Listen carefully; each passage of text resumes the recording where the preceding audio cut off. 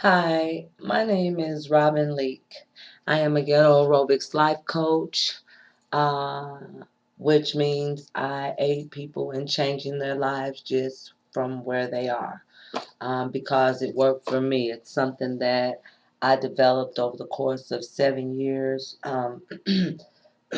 based on necessary changes, things that were needed in my life.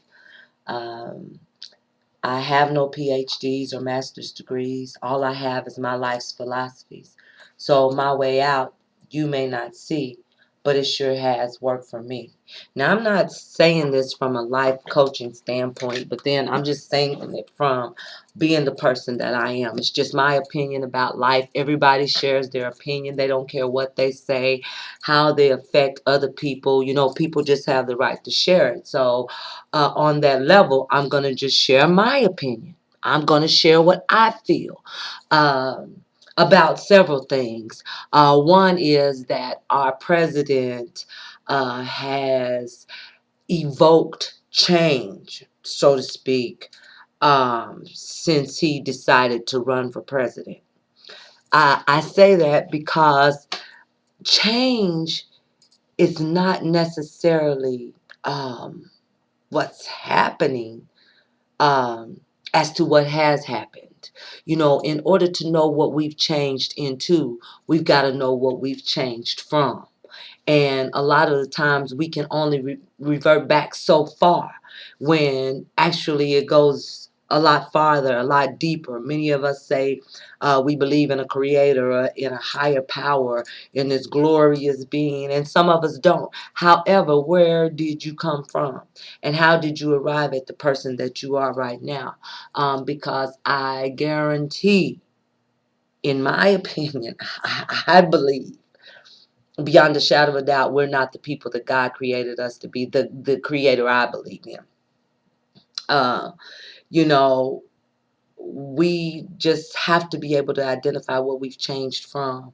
Um, you know, Many of us find a love in things opposing to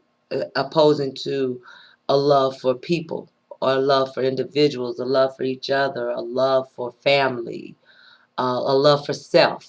You know, if we think about it, the Bible says, or the book that I call the Bible, it's not that I live by that. I have my own beliefs about that, but we won't go into that. That's a whole nother subject.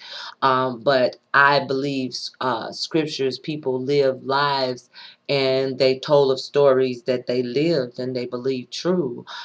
So I believe that the love of money is the root of all evil.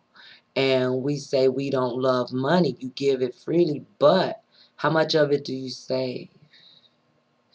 How much of it do you nurture by putting stock into it? How much do you build it and just cuddle it and refuse to give away, refuse to help those in need, refuse to help those that are sick, those that are without, those that, and a lot of the times what I realized and what I found out in just finding my own self, finding my own life, is that it doesn't take a dollar to make a change. All it takes is having love, an understanding, a mind, a desire, a peace within yourself, a comfort within yourself. People act out in so many ways. Everything, we want to sit up and we want to get mad at a comedian because he expresses his opinion about how he would feel if his son came home a homosexual. But we don't clown and we don't say anything about a homosexual couple that has children and they raise them. We say nothing about that. When in all essence, God only made male and female. He did not make any other. Any other. I have whiskers on my face. I have small breasts. I have a rough voice. I'm a big girl. My family, the women in my family are the same way. It's because we are overly ingested, as I like to say, with higher levels of testosterone than most women. You find men the same way, having more estrogen than the average male, which makes them a little bit more feminine, but nonetheless more valuable in what has to take place here. You know, in order for us to survive and to continue and to add life, we all need each other. And yet we bicker and argue against one another about what we believe or how we feel. You know, who's to say that it's not right for a pedophile to do what he does? In his mind, he's only doing what was done to him. So to him, what he's doing is okay because so many people accepted it, because so many people were involved, whether physically or whether in covering it up. There were so many people involved. So in his mind, who's to say he's not right? The bully that goes around beating on somebody, or, who was to tell me I wasn't right? But I protected my friends. I protected them from any hurt that could come to them. But yet I was a bully. I took things from people, but then people gave to me just naturally. But all of that was because of what I was brought up in. But it took change. And a lot of us work in things where in organizations and things like that, where we're working for change and we're doing this and we're neglecting our own families. What good is that change if we can't do anything in our own homes, neglecting our families? Yes, we changed, but we really haven't. In all essence, what it comes back to is right now we've got a president that is awesome, that is phenomenal in my eyes, that has evoked change. Us to see that change has been made and necessary, and then also to see that nothing really has changed, but then to give us the mind to look at really where have we changed from? What have we evolved into? So what if we came from a monkey? Or if we were spoken into existence and built up from dirt and we became this being and this awesome. What are we now?